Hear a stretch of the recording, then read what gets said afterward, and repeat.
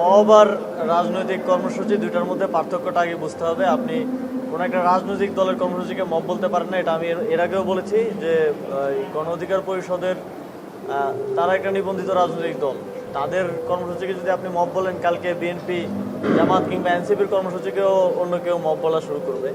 তো এই পার্থক্যটা আমাদের বোঝা উচিত। আর প্রথমত যে প্রশ্নটা করেছেন যে কালকে যেই লাশ পোড়ানোর মতো ঘটনা ঘটেছে, এটা অত্যন্ত নিন্দনীয়।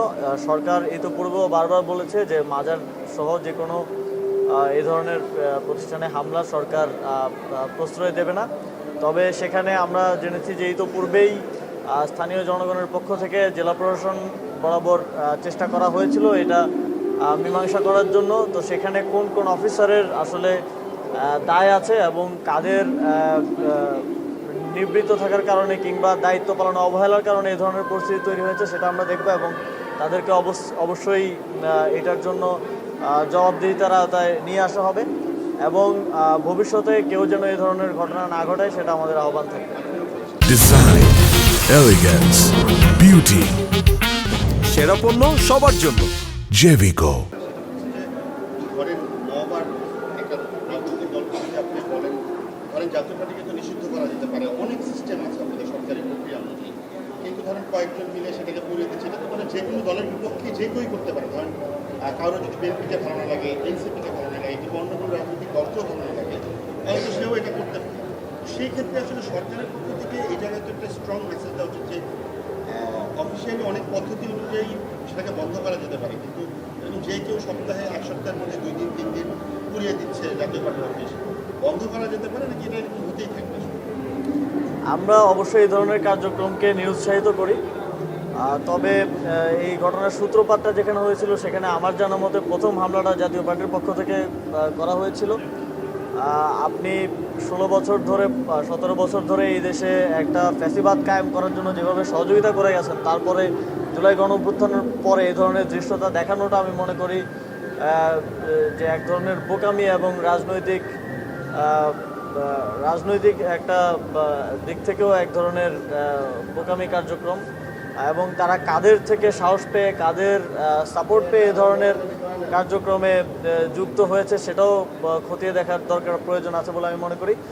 তবে যে কোনো এই ধরনের ঘটনার ক্ষেত্রেও আমি মনে করি যে এটা নিয়মতান্ত্রিকভাবে সমাধান করার প্রয়োজন। কোনো রাজনৈতিক দলকে যদি নিষিদ্ধ করার দাবি উঠে ইতিপূর্বে সরকার সেটা বিবেচনায় নিয়েছে। সেটা রাজনৈতিক দলগুলো আপনারা জানেন যে ঐকমত্যের ভিত্তিতেই অন্তর্বর্তীকালীন সরকার সিদ্ধান্ত নিয়ে থাকে। রাজনৈতিক দলগুলো সে বিষয়ে দাবি জানাতে পারে, কথা বলতে পারে। তবে যে কোনো ধরনের ভ্যান্ডালিজম অবশ্যই সরকার নিরুৎসাহিত করবে এবং এই ক্ষেত্রে যথাযথ আপনারা দেখেছেন যে সরকারের পক্ষ থেকে, আইনশৃঙ্খলা বাহিনীর পক্ষ থেকে বিভিন্ন জায়গায় নিরাপত্তা নিশ্চিত করার চেষ্টা করা হয়েছে। লাস্ট একটা প্রশ্ন, সরকার তো নির্বাচনের প্রস্তুতি নিচ্ছে বিভিন্নভাবে, আমরা দেখছি ফেব্রুয়ারিতে, তার আগে এরকম ঘটনাগুলো ঘটছে, এটা কি আসলে নির্বাচনগুলো প্রভাব ফেলতে পারে? এখন আপনারা জানেন যে অনেকেই যারা ডিসেম্বরে ইলেকশন চেয়েছিল বা বিভিন্ন সময় ইলেকশনের দাবি করেছে, তাদের অনেকেই আবার এখন ইলেকশন চাচ্ছে না কিংবা ইলেকশন নির্বাচন পিছানোর না ষড়যন্ত্রে জড়িত হচ্ছে। এটা কেন হচ্ছে তাও খুব স্পষ্ট যে আওয়ামী লীগকে ফিরিয়ে একটা ইনক্লুসিভ ইলেকশন করার পরিকল্পনা তাদের মাথায় ছিল, কিন্তু তারা এখন দেখতে পাচ্ছে যে ফেব্রুয়ারিতে যে ইলেকশন হতে যাচ্ছে সেখানে ফ্যাসিবাদীদের অংশগ্রহণ করার সুযোগটা থাকছে না বলে তাদের এখন মাথা নষ্ট হয়ে গেছে। তো এই ধরনের নানা ধরনের ষড়যন্ত্র কিংবা পরিকল্পনা আছে।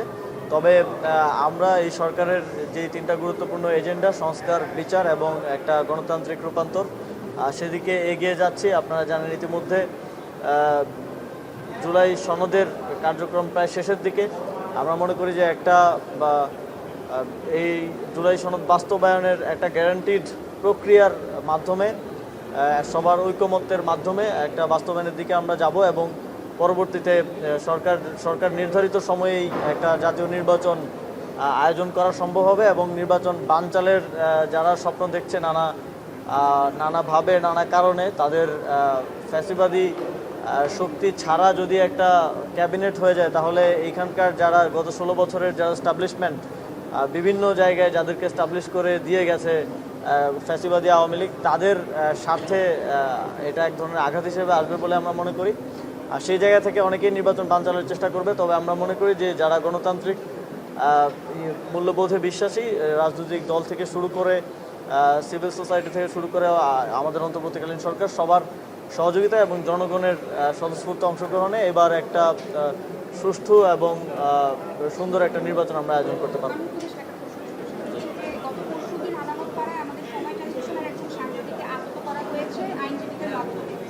সেই সময় বিচারক নির্বিকার ছিলেন, তিনি কোনো করণীয় কোনো পদক্ষেপ নেননি এবং আইন শৃঙ্খলা বাহিনীও নির্বিকার ছিল। এই বিষয়ে আপনার কি বলার আছে? এই ধরনের ঘটনা আসলেই অত্যন্ত নিন্দাজনক, কারণ যারা যে আইনজীবীরা এবং আদালত যেখানে ন্যায় এবং ইনসাফের একটা জায়গা, সেখানে যদি এ ধরনের হামলা, এবং আমরা দেখেছি যে বিভিন্ন সময়েই বিভিন্ন বেঞ্চে এরকম আইনজীবীদের দ্বারা এই ধরনের চাপ প্রয়োগ করে বিভিন্ন ধরনের ঘটনা আমরা দেখেছি। এইগুলোর ক্ষেত্রে আমি মনে করি যে সংশ্লিষ্ট যারা কর্তৃপক্ষ আছেন তাদের কঠোর হওয়া প্রয়োজন, এবং একই সাথে আইনজীবীদেরও আরও পেশাদারিত্ব এবং প্রফেশনালিজমটা ধরে রাখা প্রয়োজন। ধন্যবাদ।